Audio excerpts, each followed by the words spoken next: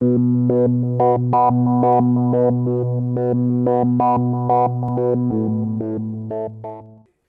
Канаш, являясь резидентом территории опережающего социально-экономического развития, получит налоговые льготы на прибыль и имущество организаций. Соответствующий законопроект был принят на сегодняшней 22-й сессии Государственного совета Чувашской республики. Проектом закона предусматривается установление налоговых льгот для резидентов ТАСЭР по налогу на прибыль.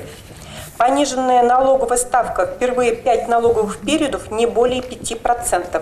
В последующие 5 налоговых периодов 10% вместо 17%, которые зачисляются в республиканский бюджет.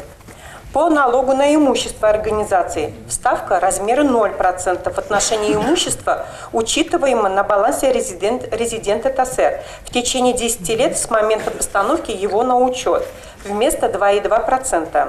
Кроме этого, в связи с применением упрощенной системы налогообложения, если объектом являются доходы, будет снижена ставка налога с 6 до 3%. Также, учитывая все обращения субъектов малого предпринимательства, ввели дифференциацию размера потенциально возможного к получению индивидуальным предпринимателям годового дохода по 4 группам муниципальных образований. Первая группа – город Чебоксары, коэффициент 1,1. Вторая группа – Новочебоксарск, коэффициент 1.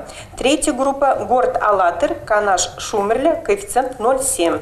Четвертая группа – все муниципальные образования, не вошедшие в первые 3 группы, коэффициент 0,5. В 2018 году МРОТ увеличился по сравнению с 2017 годом на 48%.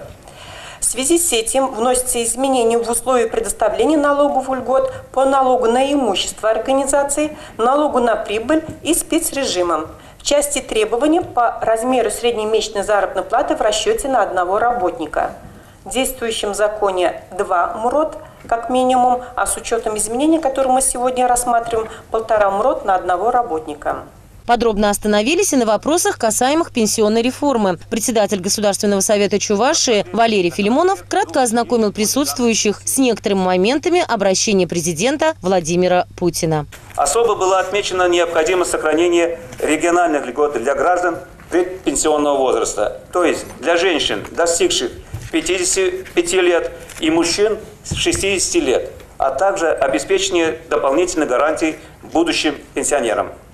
Пакет инициатив, озвученных президентом в обращении, был внесен в Государственную Думу. В центре внимания депутатов стал и законопроект, регламентирующий внесение изменения в закон о социальной поддержке тружеников тыла, военных лет и ветеранов труда. Труженикам тыла военных лет в связи с вступлением в силу с 1 января 2019 года Федерального закона о введении гражданами садоводства и огородничества для собственных нужд и о внесении изменений в отдельные законодательные акты Российской Федерации предоставляется право на первоочередное приобретение садовых земельных участков или огородных земельных участков.